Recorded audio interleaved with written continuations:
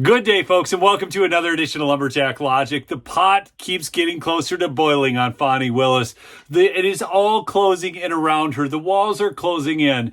And if you guys remember, I did a story about the U.S. Marshals having to deliver a subpoena to Fani Willis. That was from the House Judiciary Committee. And Jim Jordan was on at CPAC today. And you want to know some really great news? They've been talking to a whistleblower about the misuse of grant money. And I covered that story about the misuse of grant money, but that whistleblower has been talking to the House Judiciary Committee. Wait till you hear of this from CPAC. I'm not sure if Jimmy Kimmel understood what the title of this conversation is. What you talking about, Willis? Fani Willis. Did she get back to you today? Yeah, we subpoenaed her. Not yet. I just talked to our Wait, is she staff. supposed to get back to you today? Yeah, she's supposed to get documents. Wait, do you mean to tell me that Fani Willis, no one is above the law, Fani Willis, defied a congressional subpoena? Wait, I'm going to take you back to CNN from 2021 and see what they had to say about people who defied congressional subpoenas. Because that was when the House Select Committee investigating January 6th and the big attack on the U.S. Capitol, were preparing. And so all these Trump surrogates, do you remember Steve Bannon? And then who's the other guy? I can't remember his name right now, but look at this. Now, it is important that we actually find out who was talking to Donald Trump and what they were saying. That's why we formed this committee that had subpoena power to gather that information, said Representative Jason Crow, a Colorado Democrat. He told this to Don Lemon on Don Lemon Tonight. If subpoenas are disregarded, he added, I'm going to highly encourage the authorities to pursue criminal contempt because, frankly, that's what would happen to any American. That's right, because no one's above the law. Well, did you hear from her boyfriend?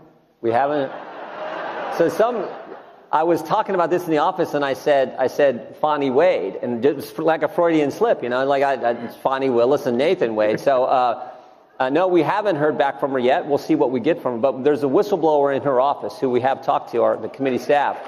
Yeah, and she, the whistleblower, I think she's like 4'11", but Fani Willis had 7 police escort her out when she fired this lady, because this lady raised the concern that Miss Willis was not spending federal funds and not following the grant, the rules of the grant and the grant dollars in the appropriate manner. So she raised this concern, and then Fani Willis fired her. She's now talking with our office, and we'll see where that goes. And that's why we subpoenaed for records and documents related to this.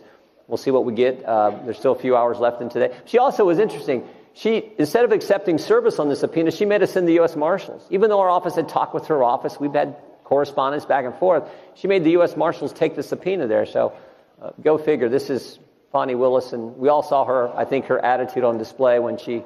Yes, I did a big live stream on that, in fact, because the D.C. caller had the exclusive on that, but Fulton County District Attorney Fani Willis failed to take service of U.S. House Judiciary Committee subpoena over email, which required the U.S. Marshal Service to hand-deliver that to her personally, which only cost the taxpayers more money. The House Judiciary Committee sent a subpoena to Willis on February 2nd for documents germane to her potential misuse of federal funds related to her indictment of former President Donald Trump. Willis did not accept the subpoena after it was emailed to her, causing the U.S. Marshals Service to have to serve the subpoena to her themselves. A source familiar with the matter told the D.C. caller. I thought it was a skit, but I think it actually was real life. It was real. We sent out a tweet that said we didn't invite Fani Willis to CPAC, but there is a Fani sandwich with a chaser of Grey Goose vodka if you have enough ready cash in your pocket. Yeah, the comedy routine from Mr. Slap coming out today. That's awesome. So many hits in the Fani Willis trial. Yes, she doesn't really like the wine like Mr. Wade does on their tour of Napa Valley, taking that with the $650,000 that she paid to him. But she did like Grey Goose, if you recall. It's been a long year, Jim. But we appreciate what you do. We appreciate what CPAC has meant for conservative principles for a long, long time. Thank you. It means a lot. Folks, it's been more than a long year. It's been a long 3 years. But this Fani Willis trial has not only given us entertainment, let's be honest. I mean, watching her on the stand was entertaining. It was like watching something out of Judge Judy or Geraldo Rivera. She has exposed herself and the corruption of Fulton County, Georgia so well. It's almost beyond belief. And we now realize that this isn't just in Fulton County, but this is happening everywhere, all across the country because of Soros-funded prosecutors, Soros-funded county attorneys that are actually out to prosecute and persecute the people not breaking the law, but not going after the lawbreakers. It's absolutely appalling. But the House Judiciary Committee has the goods on her. Let's see if they actually act upon that.